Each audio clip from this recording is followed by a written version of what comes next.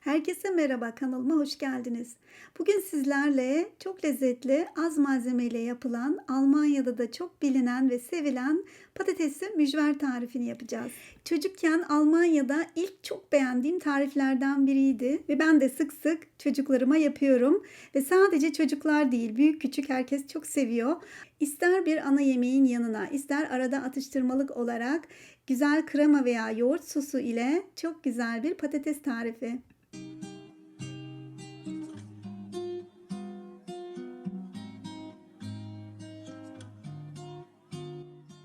Her zaman olduğu gibi kısa bir malzemelere göz atalım. İlk önce patates gerekiyor. Yumurta. Burada un görüyorsunuz ama yulaf unu da olabilir. Soğan, biraz sıvı yağ kızartmak için, tuz ve karabiber. İlk önce patateslerimin kabuklarını soydum ve çiğ olarak rendeliyorum. Yani patatesleri önceden haşlamayacaksınız.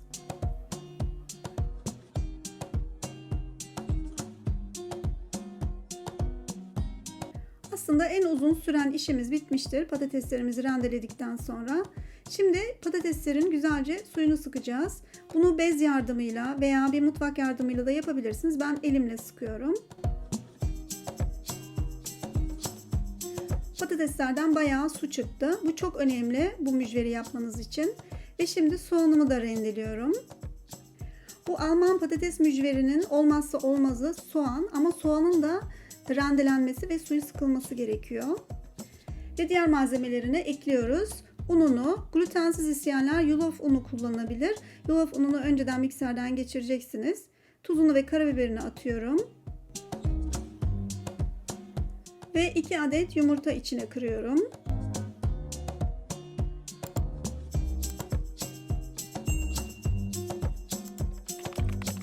Ve bütün malzemeleri karıştırıyorum.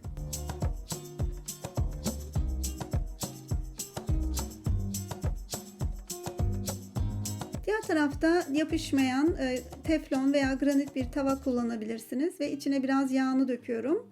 Ve şimdi bir kaşık ve spatula yardımıyla mücverlerimi şekillendiriyorum. Mücverleriniz 1 santimetreden daha kalın olmayacak. İsterseniz biraz daha ince yapabilirsiniz.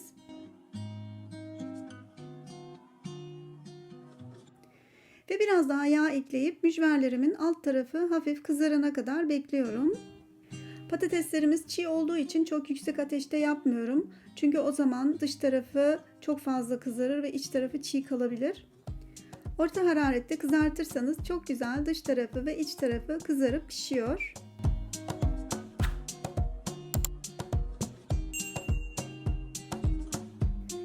Ve kızartırken birkaç defa çevirmekte fayda var. Alt üst yaparsanız daha güzel kızarıyor ve lezzetli oluyor. Ve bu renkte olduğu zaman altı ve üstü iyice kızarmışsa alabiliriz tabağımıza. Ve şimdi sıra geldi diğerlerine ve bunun için yine yağ kullanıyoruz. Yani yağınızı fazla dökmeyeceksiniz. Az yağda kızartacaksınız mücverlerinizi. Ve yine spatula yardımıyla şekil veriyorum.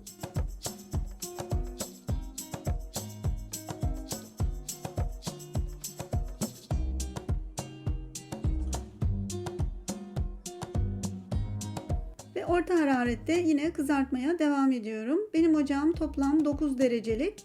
Yani 9 dereceye kadar yükseltebiliyorum. Ve ben bunları 5 veya 6 derecede kızartıyorum. Kafi oluyor.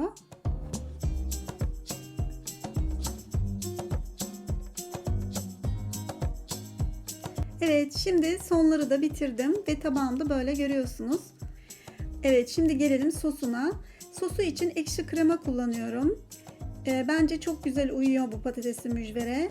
Ve içine biraz tuz atıyorum. Ekşi krema bulamazsanız, yani sour cream, bunun yerine yoğurdu birazcık ekşiltebilirsiniz limon veya misket limonu ile ve içine tuz atabilirsiniz. Ama ekşi krema daha lezzetli oluyor eğer bulabilirseniz. Bu çok uygun. Evet, bu sos eşliğinde çok seviyoruz ve batıra batıra böyle patatesli mücverimizi yiyoruz. Ve benim çocuklarım genelde çok bayılıyorlar. Okuldan geldikleri zaman bazen böyle sürpriz yapıyorum ve çok seviniyorlar. Ama ben de çok severim. Zaten patatesli olan her şeyi çok seviyorum ve bu da benim favorilerimden biri. İşte dediğim gibi çocukluğumun bir anısı. Almanların güzel yemek yaptığını da o zaman keşfetmiştim. Yani Almanlar tabii ki bizimki kadar bir Türk mutfağı kadar zengin bir mutfağa sahip değiller ama bazı tarifleri gerçekten bence çok lezzetli. Evet, bu tarifi belki biliyorsunuzdur ama bilmiyorsanız denemenizi çok isterim. Veya siz bu tarif gibi böyle patatesli mücver yapıyorsanız acaba içine ne koyuyorsunuz? Ben duyduğum kadarıyla Türkiye'de biraz da kaşar peynirli yapıyorlarmış. Öyle de deneyebilirim bir dahakinde ama bu sefer size klasik Alman patatesli mücver tarifini vermek ve göstermek istedim. Evet, umarım tarifim hoşunuza gider ve bir beğeni verirseniz çok sevinirim ve bir dahaki videomda görüşmek üzere. Hoşça kalın.